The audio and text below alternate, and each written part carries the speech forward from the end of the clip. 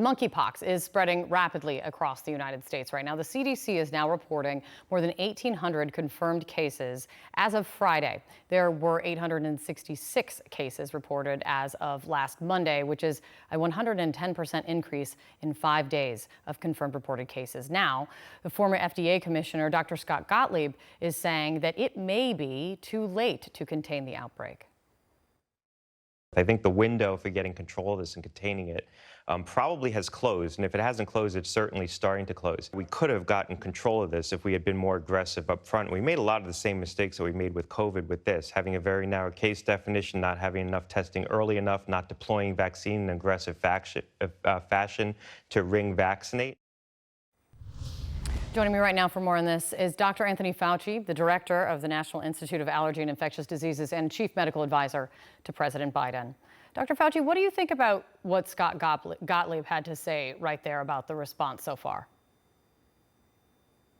Well, I don't think the window is closed. There's a lot that has been done and that we will continue to do and accelerate, both from the standpoint of the testing that will be available. Of course, in the beginning, there were only the CDC tests that were available. Right now, we've rapidly commercialized so that we have 5 sources now at least, and maybe more. We have LabCorp, Quest, Aegis, Mayo Clinic, as well as the network from the CDC. So what went up to maybe 10,000 cases, 10,000 tests per day is going to be now 5, 6, 7 times that. The issue with vaccines is important. It would have been good to have had a lot more vaccines available early on, but right now we have accelerated that extensively. We had about 130,000 doses at first, another 154,000, and by the end of July, there should be another 700,000 plus. So one of the differences of this type of an outbreak from others that we have, A, we know the agent. It isn't like a mystery like it was with HIV decades ago. 2, we have a vaccine that now, as the days go by, are going to become more widely available. We have diagnostics, and we also have therapy that we originally developed years ago against smallpox when we were concerned about a situation of bioterror.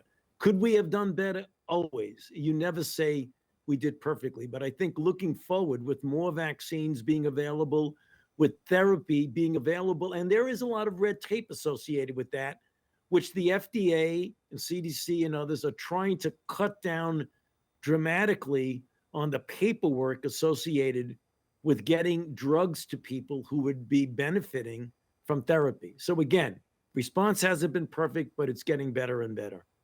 The CDC director on just Friday talked about how monkeypox can be spread. And she mentioned skin-to-skin contact, like kissing, but also touching objects like sheets or towels. Have you seen cases contracted this way, not through intimate contact, which has been primarily how it's been described?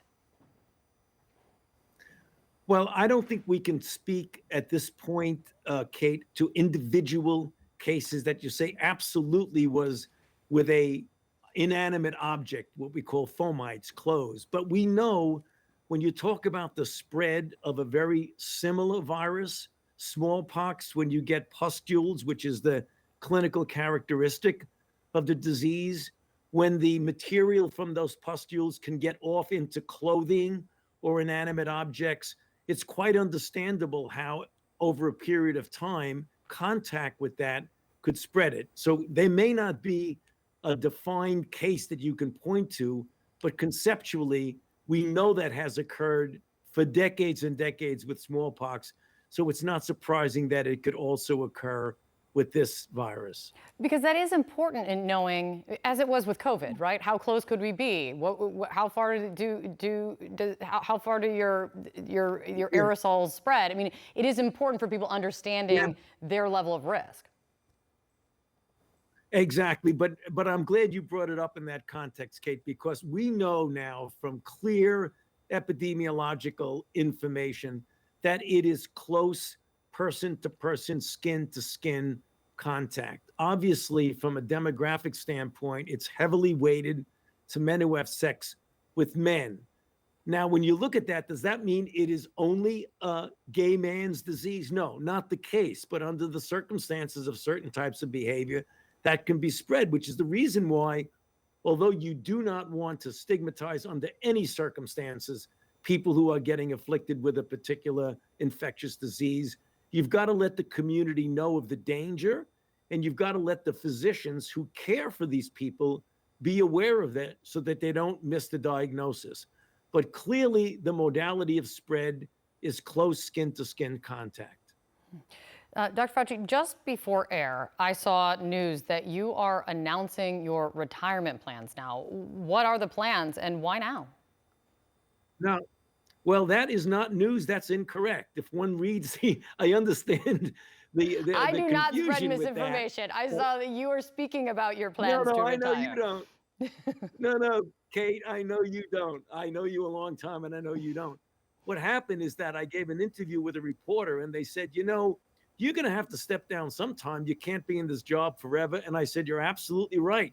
I can't be in this job forever, and I don't anticipate I'll be in this job before the end, at the end of the first term of President Biden, which is January 2025. Somehow that got interpreted that it's announcing my retirement.